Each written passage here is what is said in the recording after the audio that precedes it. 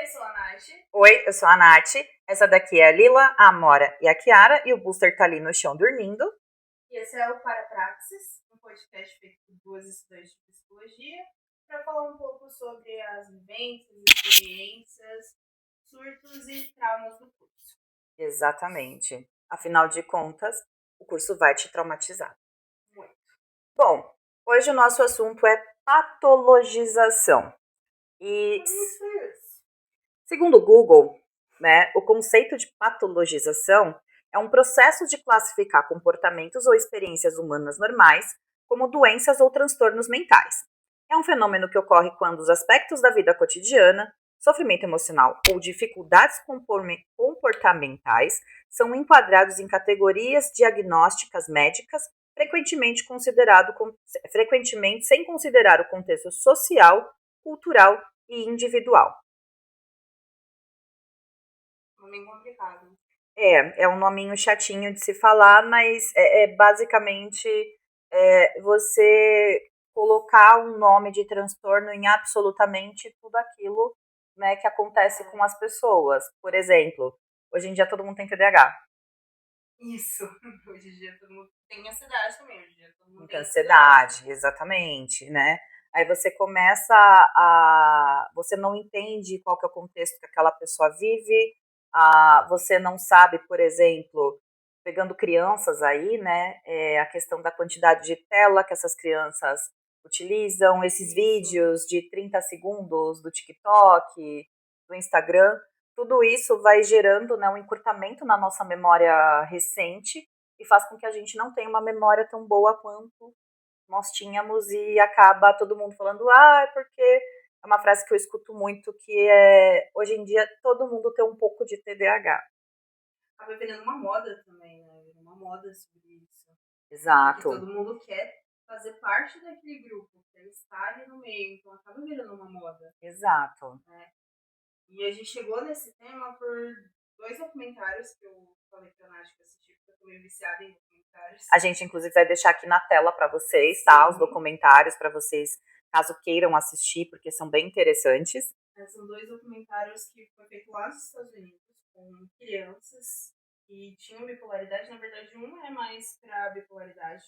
O primeiro deles é o diagnóstico bipolar, que fala de crianças que têm esse diagnóstico de bipolaridade, então retrata a dificuldade dos pais terem um tratamento lá nos Estados Unidos. Inclusive, eu descobri que o tratamento dos Estados Unidos é bem complicado. Você tinha comentado mesmo comigo, né, que nos Estados Unidos não se dá tanta atenção à saúde mental, inclusive das crianças, né, como se dá aqui no Brasil.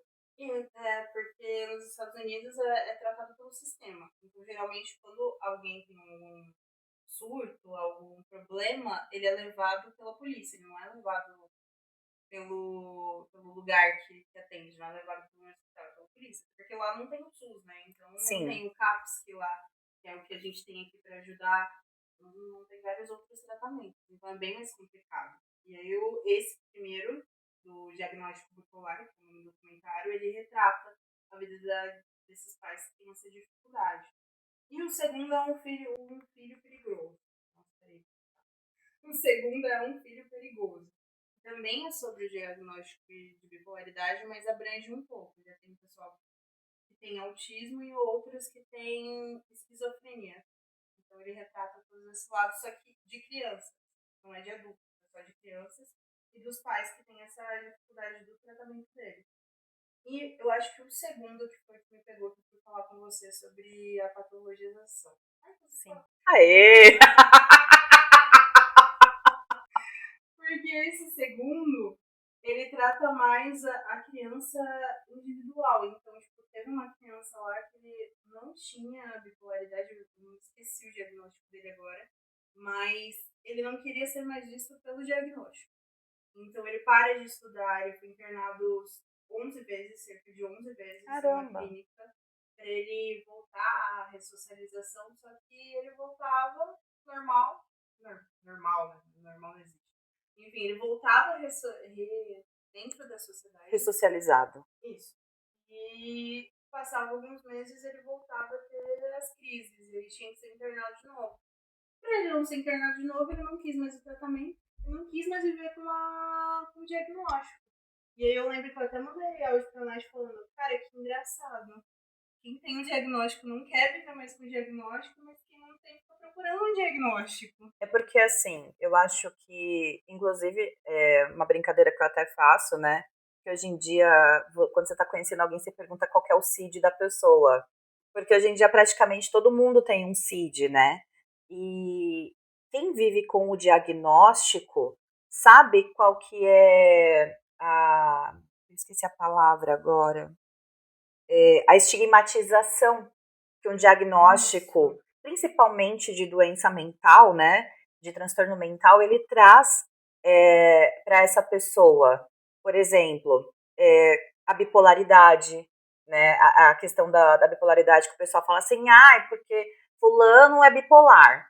Só que as pessoas não sabem exatamente o que a bipolaridade é, quais são os sintomas, a criticidade de você ter bipolaridade. A gente tem um diagnóstico de bipolaridade que é muito errado, porque a gente acha que uma pessoa bipolar é só quem muda de opinião muito rápido, ou quem tem uma mudança de humor muito rápido. Sim. Bipolaridade não é isso.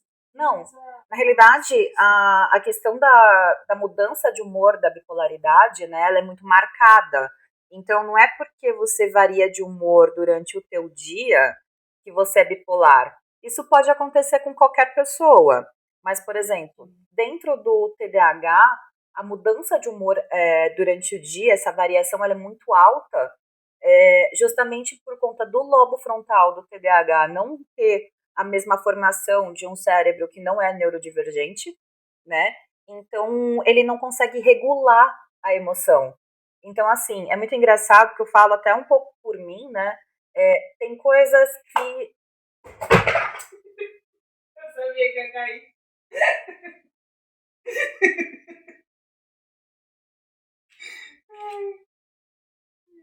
Vocês perdoam. É isso. Erros.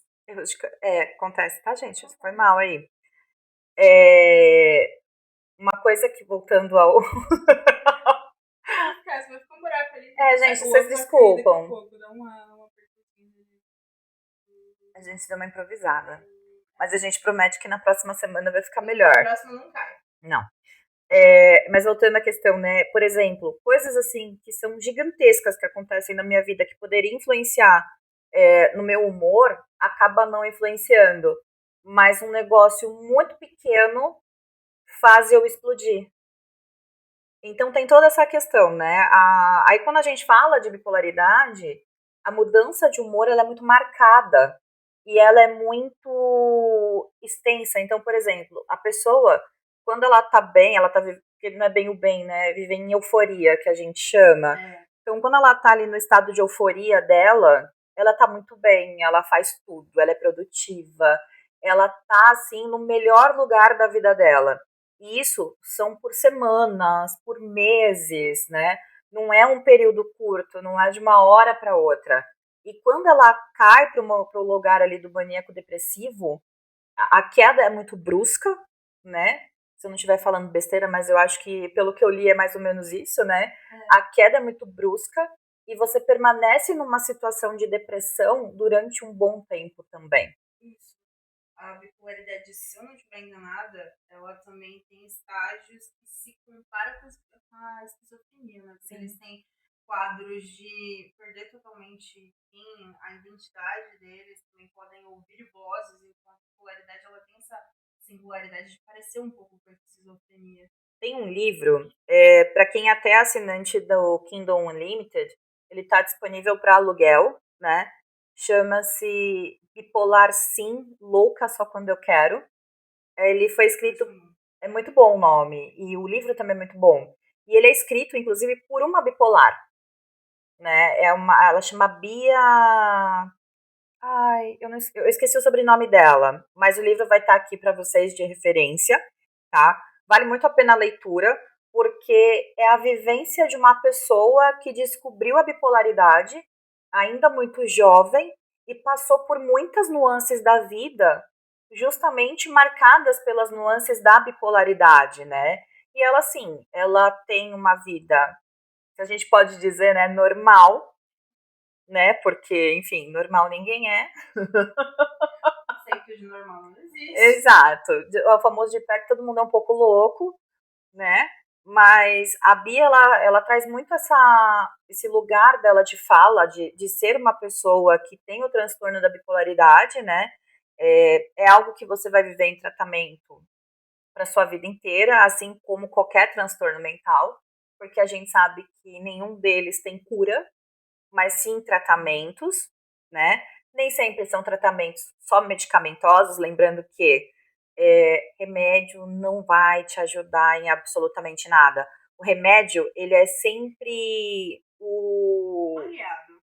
ele é um aliado da psicoterapia, porque é muito uma questão de você entender o que você tem, né? E trabalhar o teu comportamento em relação àquilo, para você evitar sofrimento e tudo mais, né? Mas vale a pena ler esse livro, porque ele traz muito essa questão das nuances do que a bipolaridade traz, né? E o que me pegou mais no documentário, lá no Filho Perigoso, era o quanto a sociedade que via de fora as crianças queria achar um culpado. Então, assim, o culpado ou era a mãe, ou era o filho, ou era o pai, mas majoritariamente era a mãe. E um deles, uma das crianças, que era o Adam, eu não vou lembrar de onde ele era, a mãe dele foi acusada, não acusada, ela foi discriminada porque ele realizou um atentado na escola e aí a mãe dele ela foi culpada pelo atentado. Disseram que, como ele tinha o diagnóstico de bipolaridade, disseram que a mãe dele era culpada por não ter buscado um tratamento, sendo que ele que fugia do tratamento. Porque tem muito essa questão também, né, da pessoa querer fazer o tratamento. Sim. Eu não sei nos Estados Unidos, mas se eu não me engano, no Brasil você não tem esse lugar do compulsório, né? Para tratamentos de transtornos mentais. Não, nos Estados Unidos, pelo que eu vi nos dois documentários, tem. Eles são levados compulsoriamente. Entendi. Geralmente pela polícia. Tá. Então, a polícia que leva eles para o. Para um centro de reabilitação. Isso, mas de forma compulsória. Agora no Brasil realmente não tem, né? Porque virou lei isso. Virou, se eu não me engano, nem mesmo para pessoas que são. Um minuto de silêncio para os cachorros do meu vizinho latirem. Né, Amora? Né, filha? Acho que não vai pagar muito na boca do sino. São 7 horas, por isso. Voltando. Certo. Mas no Brasil, se eu não me engano, eles pararam com essa lei do compulsório depois que deu muito problema com internação de pessoas adictas. Eu achava que era mais por causa da lei antimanicomial. Aí é algo pra gente pesquisar. Mas a É. gente vai deixar na descrição do vídeo certinho sobre a questão da lei antimanicomial. Também é um assunto muito importante de se tratar, né? Sim. Porque realmente tirou muitas pessoas do sofrimento, né, ali da internação que não tinha sentido até muitas vezes por estar ali, né? Enfim, o que mais que a gente tem para falar sobre isso? É a questão da culpa mesmo, acho que era esse ponto que eu queria Sim. chegar. Porque a gente tenta achar um culpado para aquela pessoa ter o transtorno. Ter aquele transtorno, né? Não problema, ter aquele transtorno. E também tem outro livro que eu queria indicar muito, um livro um tanto pesado, que é O Acerto de Contas de uma Mãe, que relata também sobre a mãe do Dylan. Foi um dos atiradores lá da escola Columbine, do ataque à escola Columbine. E o Dylan, na verdade, ele não tinha nenhum transtorno. Ele tinha, na verdade, porque ele tinha depressão. E o ataque que ele fez foi mais uma forma de fuga, né? Foi onde ele cometeu o ato de suicídio. E aí chega uma parte do relato do livro que ela fala que eles culparam ela por causa disso. Então eles literalmente culparam falando que a culpa dele ser daquele jeito era por culpa da mãe. não era por culpa que ele tinha depressão, que ele queria, que ele foi influenciado a cometer aquele ato, né? Porque o Eric que influenciou ele, porque o Eric sim, ele teve um diagnóstico póstumo de que ele possivelmente poderia ser um sociopata, mas ela que foi culpada. Então, assim, a gente procura ter um culpado sobre isso. E aí eu entro no nosso assunto, mas de um jeito totalmente ao contrário. Quando quem não tem nenhuma patologia faz algo de errado, ele quer achar um culpado. É você terceirizar a culpa, né? Sim. Eu acho que a gente pode até fazer um link aí com aquela série Adolescência. Sim. Eu acho que a série, para quem não assistiu, a gente vai também deixar aqui a dica da série. Ela é uma série bem curta, se eu não me engano, são 4 capítulos, né? São 4 capítulos, mas ela é uma série, né, sem nenhuma interrupção, então é Exato. uma gravação direta. É uma gravação única, né? Um take só. E ela traz muito essa questão, né, que a gente fala de certa forma, da patologização. Só que ela começa a mostrar, que eu acho que é muito interessante, que é também para onde a gente acaba tendo que olhar, e que muitas vezes a gente não olha, né? Que é a questão social que a pessoa vive. Sim. Né? O ambiente, a família. E não é que a família é culpada, mas é toda uma estrutura que existe. Influencia, no caso. Sim. Ela não é culpada, mas ela influencia. Mas é toda uma estrutura que existe dentro da sociedade, da família que aquela sociedade vive, Sim. Né, que vai influenciando com que as pessoas tomem as decisões que elas tomam, tanto para o bem quanto para o mal, né? Assim, dando até um spoiler da série, a gente vê algumas cenas, por exemplo, do pai do menino, né, que é acusado ali na série de cometer uma infração, ele tendo alguns ataques violentos dentro de casa, com a mãe, com a irmã. Então. Tem a cena também que ele tem o carro pinchado e ele tem um surto de raiva no meio do mercado, no estacionamento do mercado. Isso, é verdade. É verdade. Então, a gente tem que também lembrar que não é só uma condição da pessoa, né? Mas a pessoa com uma certa condição já de transtorno, dentro de um ambiente que gatilhe alguma coisa, pode realmente levá-la a extremos. Sim. Né? Não que todo mundo que tem um transtorno mental vai fazer alguma coisa, mas algumas pessoas podem ser sim estimuladas, né, a ter esse lugar aí. Sim, mas eu acho que indo de contra tudo isso, hoje está se procurando muito você ter alguma patologia. Sim.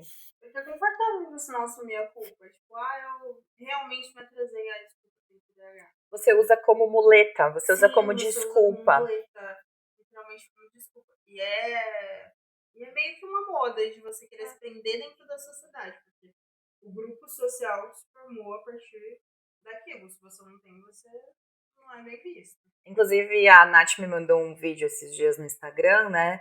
Que era uma paródia mesmo, né? De uma piada.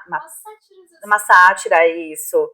De uma mulher que ela vai até a psicóloga procurando o diagnóstico. Ela queria ser diagnosticada com alguma coisa, né? Ela até brinca, tipo, não tem TDAHzinho, uma ansiedade de leve, não tem nada. Porque não precisa tomar um remedinho. Eu não quero tomar um remédio, eu só quero ter alguma coisa pra mim falar que eu tenho isso. Exato. Mas aí a gente se depara com quem realmente tem, sofre preconceito. Sofre no trabalho. Por exemplo, muitas pessoas que sofrem com algum tipo de transtorno mental, elas não falam, né? Numa contratação, numa entrevista, até mesmo para o chefe, porque você pode ser tomado como uma pessoa que não tem capacidade para realizar qualquer tarefa, porque você acaba se tornando o seu diagnóstico. Sim, volta no documentário que eu vi, né? A criança parou de querer o tratamento porque ele não queria ser visto como diagnóstico. Então a gente realmente acaba colocando as pessoas dentro daquela caixinha do diagnóstico. Exatamente. E a gente acaba limitando, né, a pessoa. A gente realmente limita alguém pelo diagnóstico, né? E esse semestre que passou agora, né, no segundo semestre, a gente fez um trabalho na realidade para a Norma, né, na aula dela, falando sobre inteligência, lembra? Né? E o meu trabalho, né, foi no caso sobre pessoas que têm deficiência intelectual e pessoas que são superdotadas, né? Eram os dois extremos o trabalho que a gente abordou. E como até exemplo, eu levei um filme que eu não me recordo o nome agora, mas está na Netflix, a gente vai deixar aqui também, porque depois eu vou procurar. Mas é um filme que trata. É um filme brasileiro, inclusive, que ele trata sobre a questão da síndrome de Down, né? E a, como essas pessoas que têm síndrome de Down podem ter uma vida como qualquer outro ser humano que não tem nenhum tipo de deficiência intelectual nem nada. E é muito bacana do filme porque, se não me engano, chama Camaradas, né? Eu acho que era. E ele mostra essas pessoas em situações corriqueiras como qualquer outra pessoa. Tem até uma cena que eles roubam um banco. Não, eles roubam a quitanda, era uma lojinha. Era uma loja de conveniência, né? É verdade. Eles roubam a loja. Exato. Então, assim, é muito preocupante isso que a gente está passando hoje, né? Porque, real, você ficar se justificando baseado em algum diagnóstico é meio pesado. É muito pesado, porque você não assume a sua culpa sobre os seus erros, né? Exato. E eu acho que dá pra fazer um link com o episódio anterior que a gente postou. E a gente fala muito sobre a dor no episódio anterior. É verdade, a gente fala sobre a dor. A gente fala sobre a dor, sobre o quanto é necessário a gente sentir a dor. E você sentir um pouco de culpa é você sentir um pouco de dor. Uhum. Então, a partir do momento que eu não cato a responsabilidade sobre um ato que eu tenho e falo que é culpa de outra coisa, a gente não sentir a dor. Exatamente, a gente não se permitir, né? A gente não se permitir sentir a dor. E isso acaba virando um vício, porque o nosso cérebro ele não quer gastar energia. Então, o que ele faz? Ele vai pro lado que é mais fácil. Hoje, eu não lembro onde eu estava lendo. Eu não lembro se foi, acho que foi você que compartilhou isso comigo. Não lembro agora também. Mas pessoas que estão tomando remédios para ansiedade para não sentirem. Não. Eu não lembro agora onde eu estava lendo isso, mas, por exemplo, tem pessoas que alguém da família veio a falecer, né? E o médico receitou um remédio para aquela pessoa passar pelo luto. Aí a pessoa descobre que ela não sente mais nada com aquele remédio. Então, para ela evitar o sofrimento, ela toma um remédio para ansiedade ou qualquer outro, né, medicação indicada por um psiquiatra. As pessoas estão evitando sentir. É pra não passar por aquela dor e também passar pelo sistema de culpa, né? Porque principalmente o luto, ele dá um certo remorso de alguma coisa. Sim. Então, mas as pessoas estão fugindo da dor e isso acaba gerando outras coisas, como a patologização, porque a gente não quer sentir a culpa sobre o que a gente fez. É a história da gente se desumanizar. Sim. Né? Porque é até mesmo que a gente falou nesse segundo episódio, né? Que os sentimentos primários, seja a dor, a alegria, a raiva, né? A tristeza, elas são sentimentos primários do ser humano. Desculpa. Mas. Voltando. Mas elas são sentimentos primários do ser humano, né? Então, não tem como você cortar ou tentar evitar. É realmente a gente virando um robozinho. A gente virando irmãos do chat José. A gente não vai falar ainda do chat José. A gente ainda vai falar do chat José. E por que a gente tá chamando de chat José? Por isso. Olha, gente. Aí depois vem o outro e fala assim: ai, porque eu faço terapia com o chat GPT. Amiga, ele não sabe nem o próprio nome dele, vai saber o teu. Senhor. Eu não sabia o próprio nome. Ai. Pra saber explicando essa história. A gente foi legendar o nosso primeiro episódio, e no primeiro episódio a gente falou sobre o ChatGPT. E aí pra facilitar a vida, eu coloquei o chat, a IA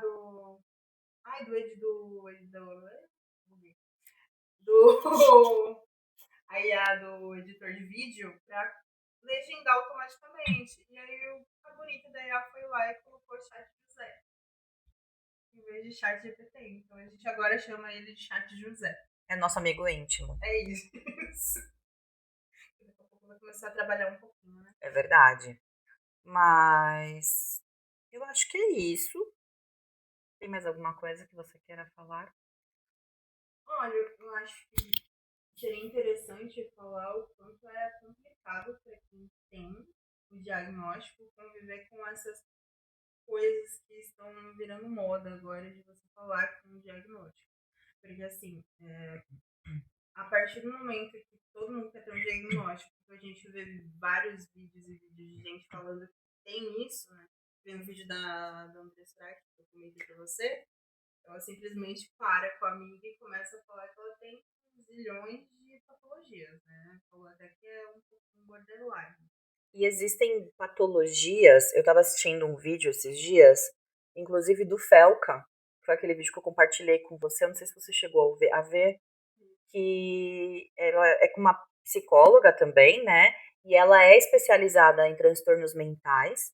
Se eu não me engano, ela também tem algum transtorno, eu não me recordo agora qual que é.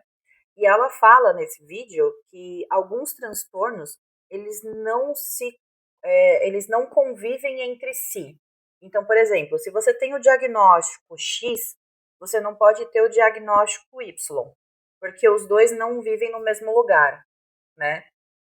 E tem muita gente que não sabe disso e vira um balaio de gato, né? Inclusive, existem profissionais hoje da saúde que acabam dando esse tipo de diagnóstico sem ao menos saber muitas vezes o que está falando, mas a pessoa acaba se baseando em algo X e vai. Exato. A questão também, eu acho que um pouco da supermedicação, né? Porque muitas pessoas elas não querem tratar aquilo da forma correta, que é fazendo terapia, tá, gente? Desculpa. Sim. Não tem outro jeito. Queria contar para vocês que tinha uma pílula mágica que você toma e tá tudo lindo. Não. Mas não existe. Não existe. É fazendo terapia, é procurando ajuda. E se houver a necessidade, né? Exato. E tomando medicação se for necessário. Exato. Porque a medicação sozinha não vai te fazer nada. Não. Muitas vezes ela vai literalmente te dopar e é isso. Você não vai viver. Não. Você vai vegetar dentro da tua vida, né? Eu acho que é muito esse lugar. E muitas pessoas acham que só a medicação vai resolver, né?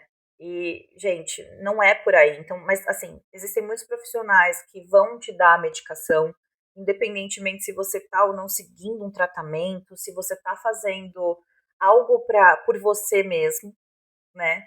Tem toda essa questão. Então tem que tomar muito cuidado com tudo isso hoje em dia. Sim, tem que tomar muito cuidado com o que você vai falar. Você vai começar a se colocar uma patologia, porque às vezes você não tem, você só está vivendo uma sociedade ruim e precisando de terapia. Então, se você começar a se colocar muito numa patologia, vira uma questão em cadeia, porque na internet é algo lindo. Ah, se eu tenho ansiedade e não conseguir fazer alguma coisa, eu posso colocar com ansiedade. Ou se eu esqueci algo porque eu sou uma pessoa esquecida, eu posso colocar no TDAH. E aí, quando você vira para outra realidade, a gente sofre preconceito por ter uma patologia. Então é meio complicado você ficar achando por aí, né? Se autodiagnosticando. O autodiagnóstico ele é muito perigoso. E isso entra muito num processo que a gente vai passar em algum momento da faculdade. Eu não sei se é nesse semestre. Não, é escola pro Eu acho que eu acho que é lá para os próximos, né? Inclusive, a minha própria psicóloga comentou comigo isso em algum momento na terapia, né? Que é quando nós começamos a entrar na questão dos transtornos mentais. Que a gente vai sair de todas as aulas achando que a gente tem todos os transtornos, né? Ele começou a latir de novo. Eu vou. Ai. Ele não vai parar muito, não. Parou. Ó, obrigada. Oh, meu Deus, obrigada. Mas, enfim, a gente vai passar por isso. E eu acho que essa questão também do excesso de informação.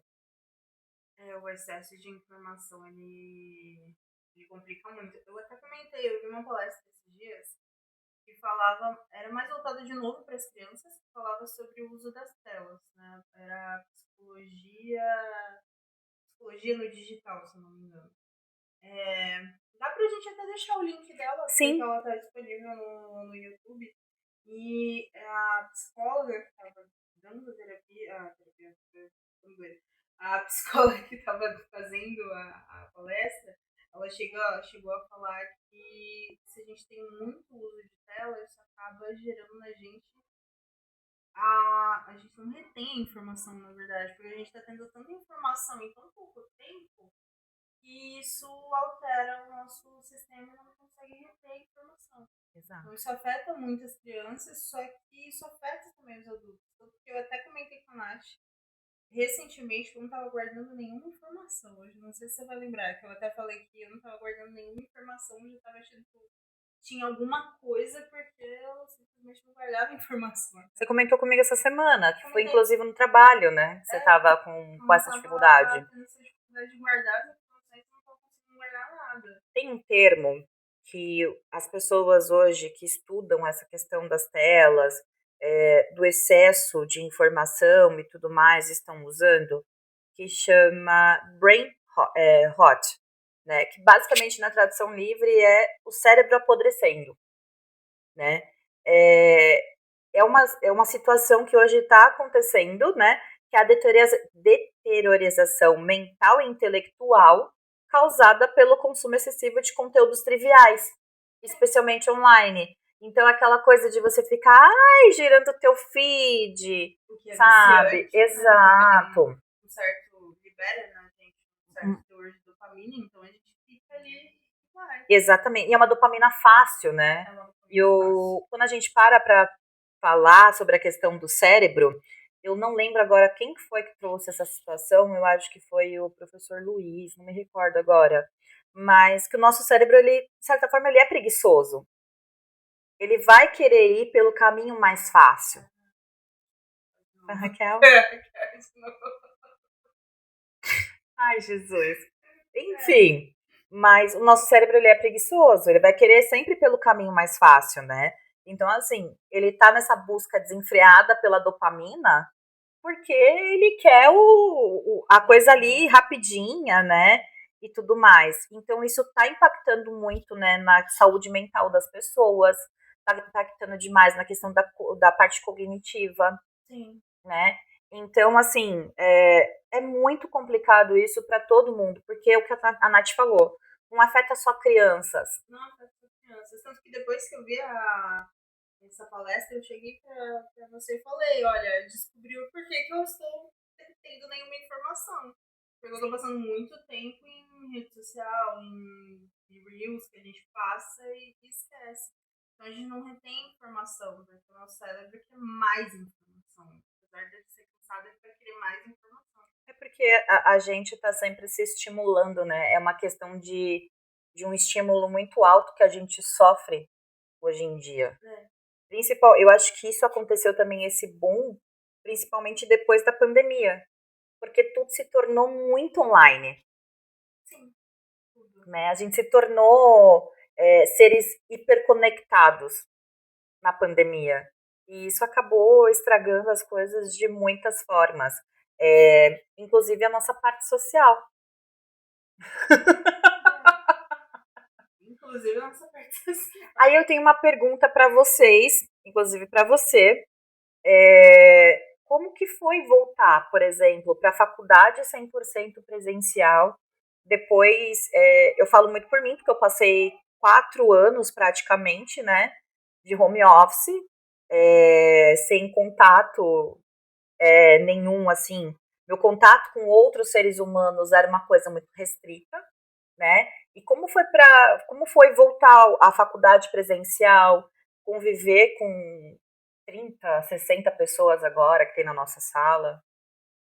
Pra mim foi, na verdade, a pandemia ela foi um pouquinho engraçado, porque eu estava sem trabalhar por muito tempo, inclusive por uma patologia, porque eu sofria preconceito por causa de ter ansiedade, não sou diagnosticada com TAG, que é transtorno de Ansiedade ansiedade generalizada. generalizada.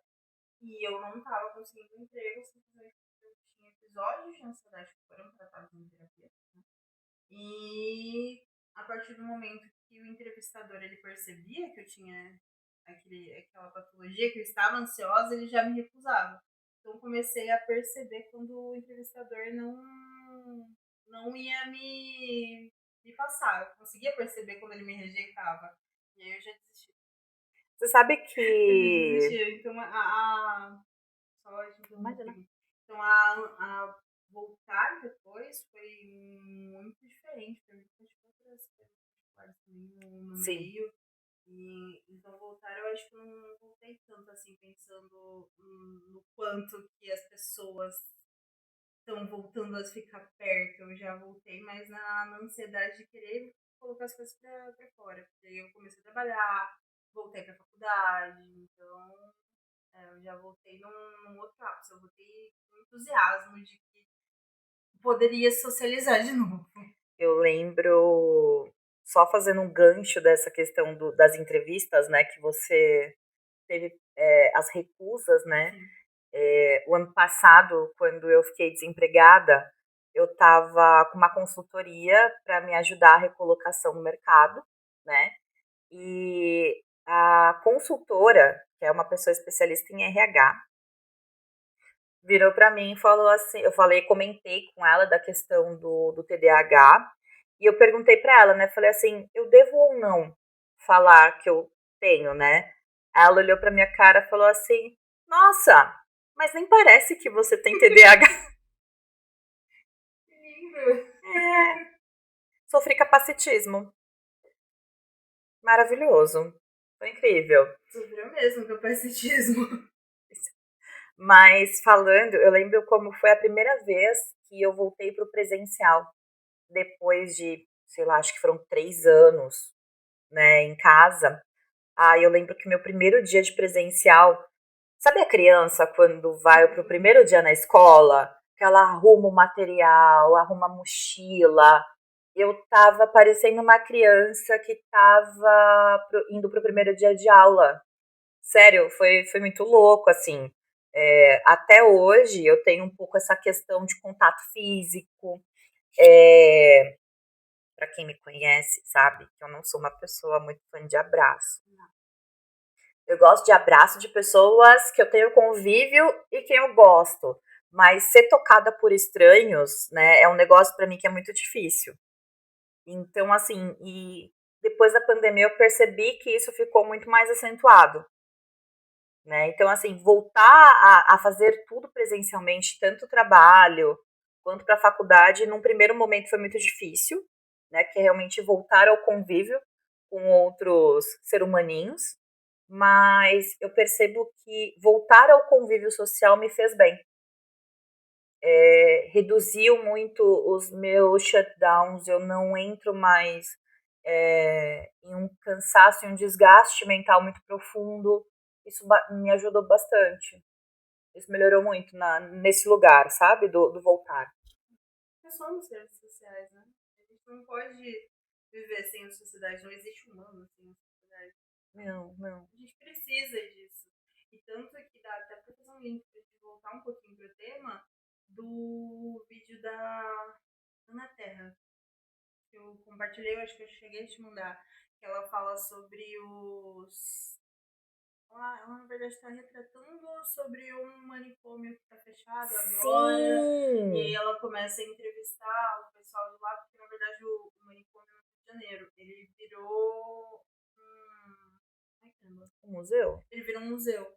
Então lá é exposto artes dos que eram os internos.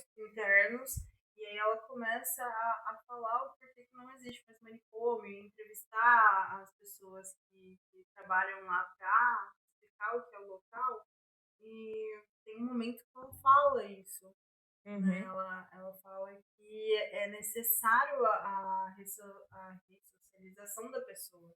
Então é mais fácil você tratar de alguém dentro da sociedade do que fora. E a cara tá sonhando. Filha. Ei. Tá, foi com Deus. Então é muito disso. A gente não pode excluir as pessoas. A gente tem que tratar as pessoas. E, na minha opinião, na verdade, essa história de querer patologizar tudo, né, querer achar patologia em tudo, gera uma exclusão. Sim, gera. Com certeza gera um afastamento. Você marginaliza aquela pessoa, Sim, né? Você cria um estereótipo. Então, a partir do momento que você cria um estereótipo, você exclui aquela pessoa. Exato. Porque ao invés da gente olhar aquilo com uma mulher preocupada de que precisa de um tratamento, a gente simplesmente coloca a pessoa naquela caixinha e fala, você é isso. Pronto. Exatamente. A gente define a pessoa pela doença, pelo transtorno, Sim. ou qualquer coisa que ela tenha, né? Gente, isso é horrível. Infelizmente acontece muito, muitas vezes até por falta de informação, porque por mais que exista essa modinha e tudo mais, né? Ainda existe muita falta de informação ou informações muito rasas, então isso acaba prejudicando demais quem realmente é portador de algum transtorno ou alguma doença no geral, né? A gente consegue ver isso, por exemplo, com doenças transmissíveis. E a pessoa fala, nossa, mas eu vou ficar do lado dela, eu vou pegar e não sei o quê, e evita a convivência, né? Então, realmente, assim, essa questão de trazer essa luz da patologização, gente, desculpa, é uma palavra difícil. É uma palavra muito difícil. É quase um paralelepípedo da psicologia. Isso, é um paralelepípedo da psicologia. Mas realmente, assim, acaba se tornando um negócio muito pesado para quem convive realmente, para quem tem o diagnóstico, para quem tem o CID. Para quem tem o CID é extremamente pesado. Exato. E a partir do momento que tem esses estereótipos, você não vai ser mais isso do mesmo jeito. Então, se você fala, vai ser daquele jeito, né? Igual aquele videozinho que eu vi. Tem um psicólogo, não, desculpa, um psiquiatra que eu sigo. Depois eu vou deixar até o arroba dele aqui para vocês, porque eu acho muito interessante o que ele traz, né? Ele é um estudante de medicina, na realidade, ele está fazendo a residência dele em psiquiatria, né? E ele tem um vídeo, inclusive, que ele fala dessa questão da patologização, de trazer termos psiquiátricos e psicológicos para o dia a dia das pessoas e as pessoas aplicarem isso e usarem de forma equivocada. Sim. Porque é o que realmente vem acontecendo muito hoje em dia.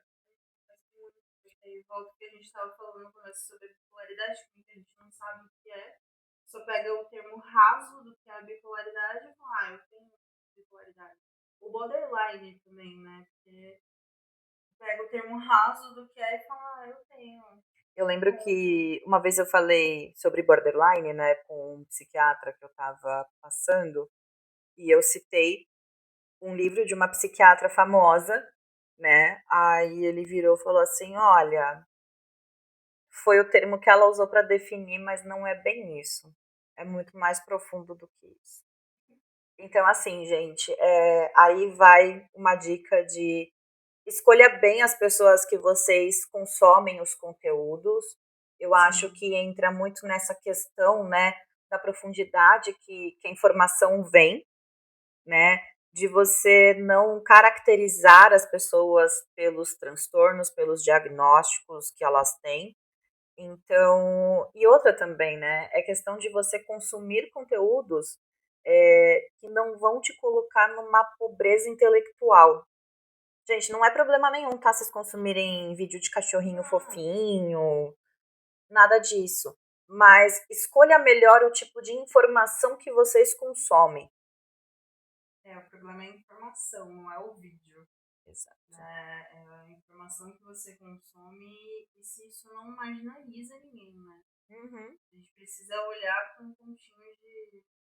com mais questionamento sobre isso. Acho que é se questionar, né? Se questionar sobre o que está acontecendo. Exato. E procurar fontes que sejam confiáveis.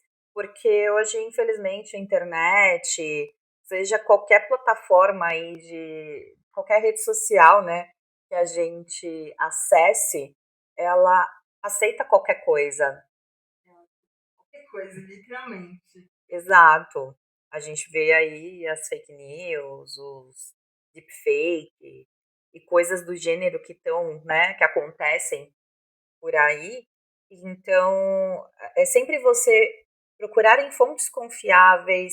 E uma coisa que eu aprendi muito ao longo desses últimos anos, né, é que por mais que exista, por exemplo, pesquisas, estudos e tudo mais, não significa que aquilo seja conclusivo e que aquilo seja realmente confiável e verdade.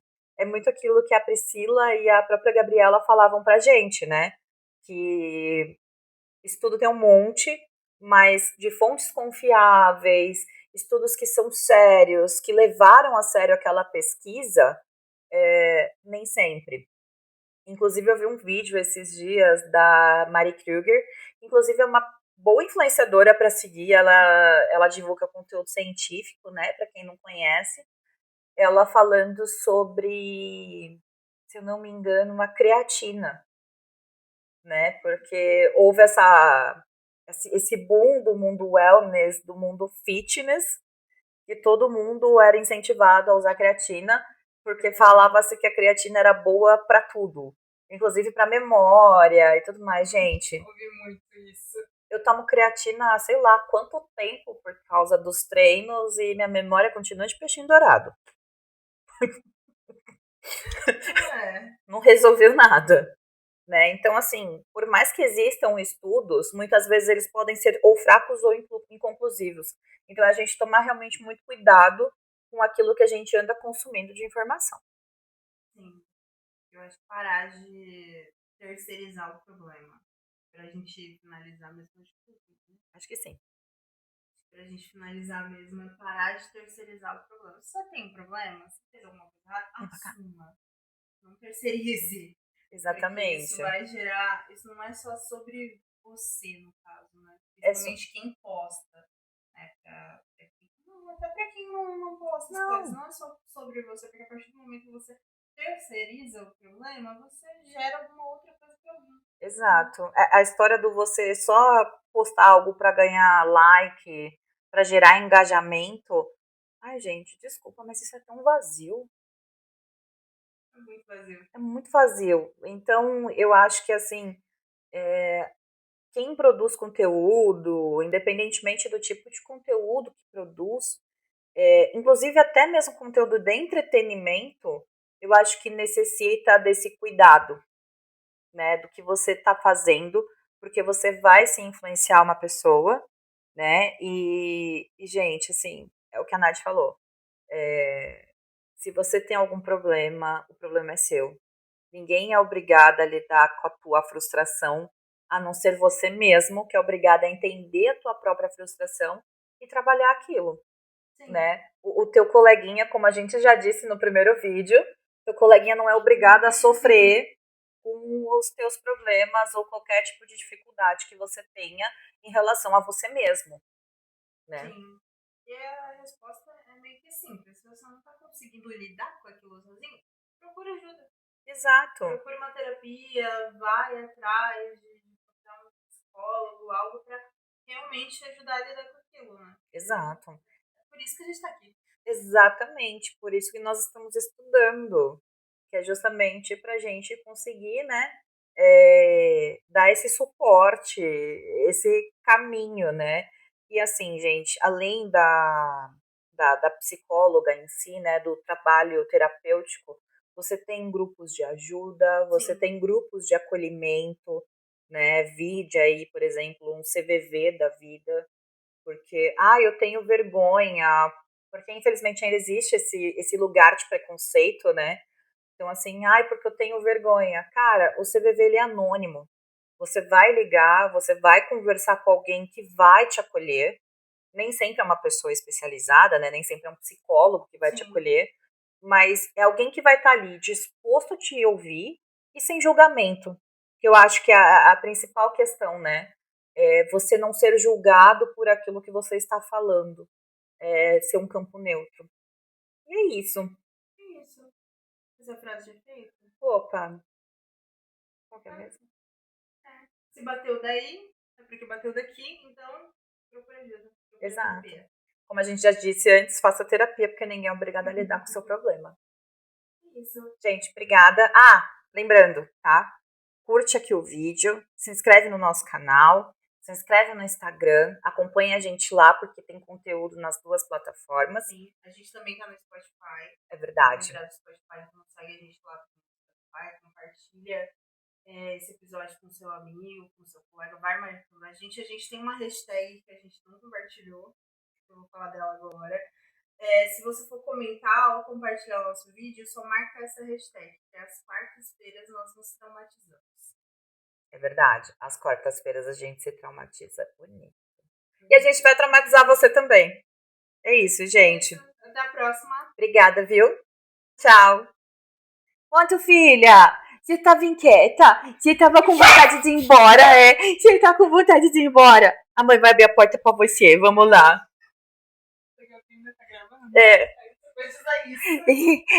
Ai, eu quero ir embora, tia, eu não aguento mais. Vocês falando, socorro.